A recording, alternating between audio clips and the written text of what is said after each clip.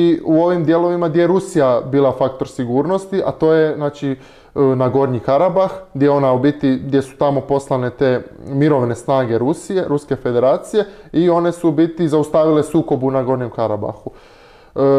Kazahstan nešto je drugčije, oni nemaju taj tip sukoba, nego tamo se događa borba za vlast, koliko sam ja to ispratio, nisam baš to nešto prešao, ali tamo se događa borba za vlast, odnosno opozicija ruši vlast i tako nešto, tako nekakva je u biti tamo priča, pa je malo je to drugčije, ali i Kirgistan i Tadžikistan u biti isto imaju sličnih s time da oni imaju jako puno sporova graničnih koji nisu riješeni, jer su to tamo planine i sad da li je na ovom brdu granica, da li je na onom brdu i tako, dosta tako neprohodni teritorij gdje su postavljene granice i tu su nekakvi putevi gdje idu i tu se oni oko tih puteva dosta sukobljavaju ovako na nekoj lokalnoj razini, a to može naravno preliti u neki veći sukob.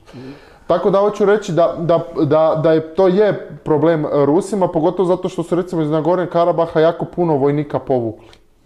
I tu su ostavili prazan prostor gdje sad i Armenija i Azerbejdžan, to sam malo nešto pratio, Armenija i Azerbejdžan su povećali vojni budžet za iduću godinu i to drastično su povećali i tu sam gotovo siguran da će se u idućoj godini, čak u ovoj, da će se dogoditi neki možda čak i ozbiljniji sukob između Armenije i s time da tu i neki širi regionalni interes gdje su upleteni i Iran i Izrael i Turska u toj cijeloj priči.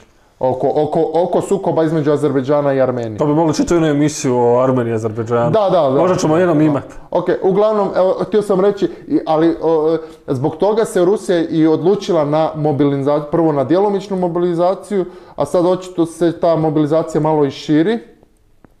Zbog toga što ne želi više izvlačiti te vojnike iz tih dijelova i onda su počeli sa mobilizacijom.